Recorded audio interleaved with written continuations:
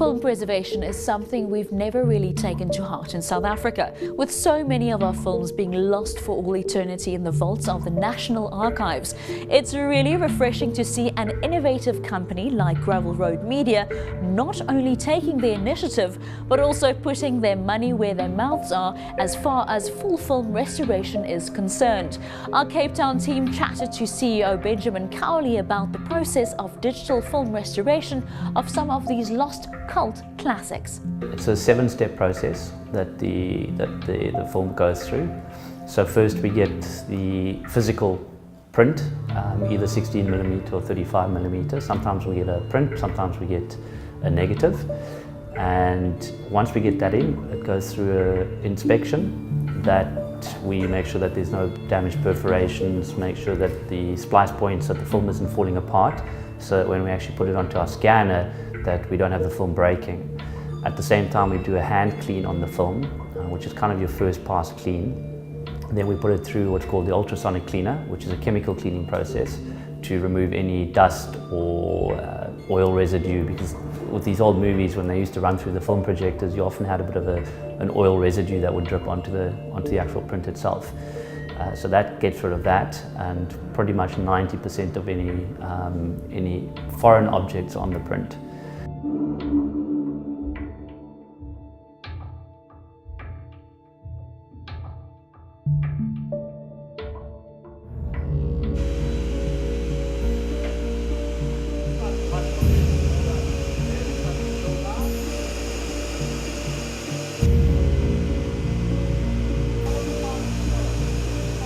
The film then goes to our telecine, which is the process of converting the film into a digital realm. And that's the first time that we're actually able to see the picture.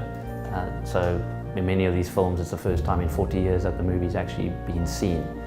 From there, we take it into film restoration. The audio is actually extracted at the same time. The film restoration it's a specialized process. It goes into specialized software, where the scratches are digitally removed, where any sort of dust or any what would seem as physical damage to the film is actually repaired.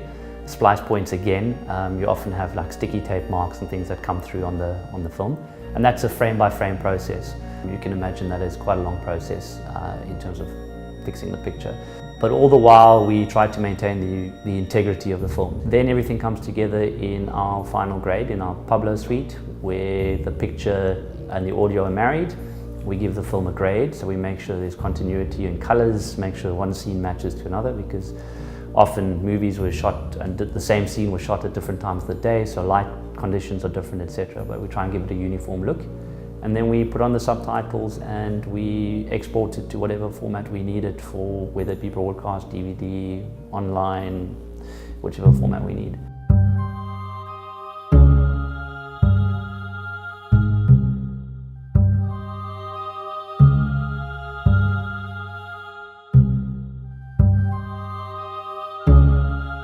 We originally started this initiative from a preservation perspective.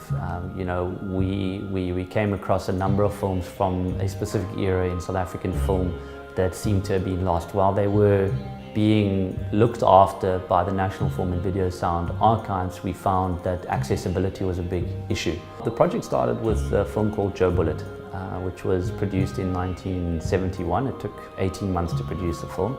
It was released in 1973 and it starred the late Ken Gampu, Abigail Kubeka, the late Koki Tubal. And that film was banned after its second screening because it portrayed a black character with a gun in it. So it was kind of an all-black world, James Bond kind of character who fought corruption in the soccer leagues. Joe.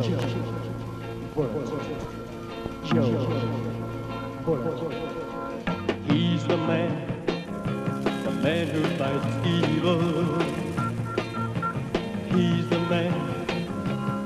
We've got Zulu language, westerns, we've got buddy cop movies, comedies, creature features, you name it. That whole era, the 80s, which was what was known as the B scheme era, because there was a financial incentive for producers to produce content, kind of had a mimicking of what was happening in Hollywood at the time, albeit much lower budget versions of it, but there's so many interesting, almost cult type, niche type films that came out of that. From a financial perspective, we're obviously licensing to the local broadcasters and then going on to various VOD platforms, DVD, those kind of platforms where we can actually monetize the content. From a heritage and a legacy perspective, we feel very strongly that there should be a government involvement of sorts from a Department of Arts and Culture perspective to help drive the process. Because again, we're now acknowledging a part of our history that has been kind of neglected. We legally cannot digitize any of the films unless we have ownership or copyright to those films. So long before the process of actually getting the physical film into our stores, we have to go out and actually find. So the moment that we establish that there's a title out there, we have to try and find the original producer or production company behind the film. And there again, the challenge is one of, this is it's an aging generation. So we're dealing with a lot of people's families, deceased, estates, those kind of elements come into it.